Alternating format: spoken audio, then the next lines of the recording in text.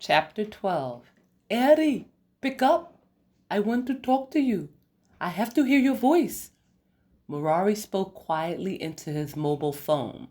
His efforts were useless. Her mailbox was full. He redialed the number. There was no pickup. It went straight to voicemail. I miss you. I want to see you again, he uttered in vain. Murari received the same audio message. This was the third time he had attempted to call her. Is everything all right, my prince? A man asked as he approached Murari. The young prince looked up. He did not recognize the speaker. He was tempted to ignore the question, but decided to be polite. There is no problem. I'm just trying to reach a friend. That is odd, the man proclaimed.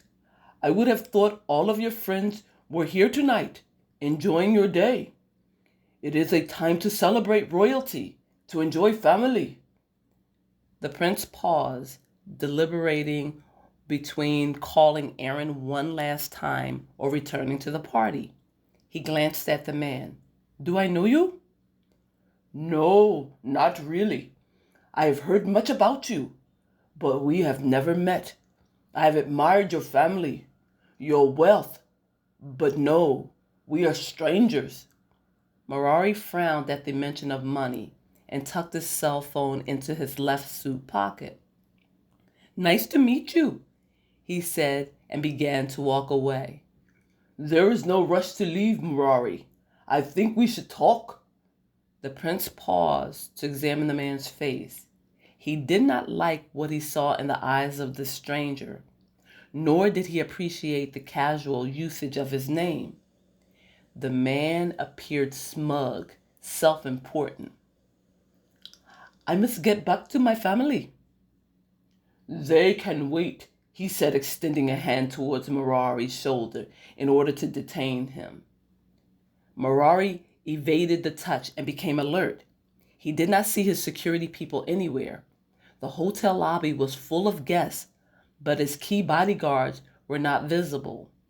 He realized for the first time that perhaps it had not been a wise idea to sneak away from his party, but he so desperately wanted to talk to Aaron. He needed to hear her voice, to know that she was suffering as much as he was from being apart. I'd be glad to talk later, but now is not a good time. I'm sure you understand.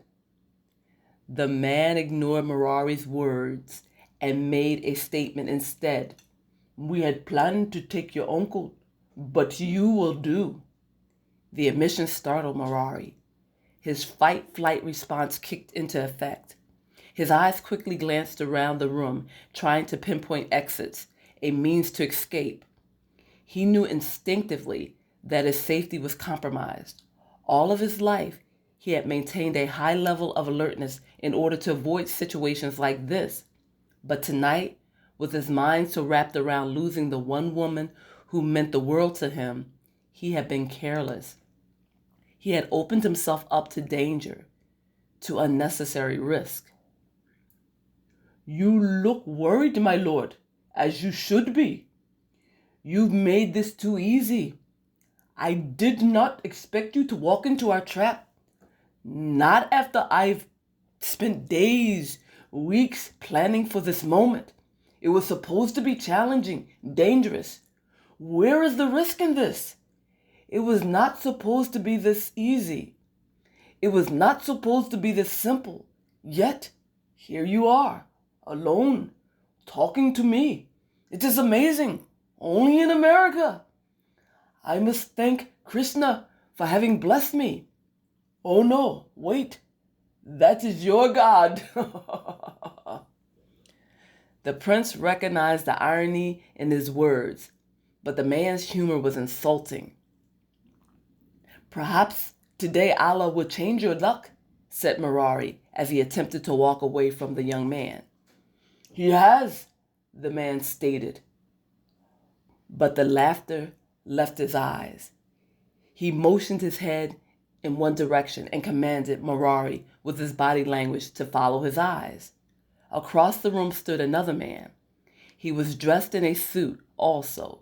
He looked like he was a guest at the private Indian Groom's Day celebration, but Murari quickly recognized that he was also a part of the plot.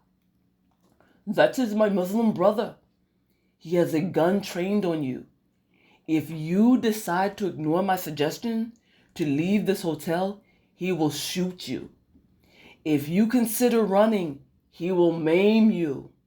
If you give me any problems at all, he will mow you down," the man threatened. "Do you understand?" Murari nodded. "Good. This is all going to work out very conveniently. What do you want from me?" "Your cooperation, your assistance, but we can talk about that later. Right now we must leave before someone realizes you are not where you should be." "And if I refuse?" asked Murari. "Then we will kill you. Is that clear? We will decimate your entire family by leveling this building. We are extremists, Murari Viradaraj. Our cause is just, our calling pure. Your life means very little to us. It can be forfeited," he added. "Now start walking towards the elevator and do not look back."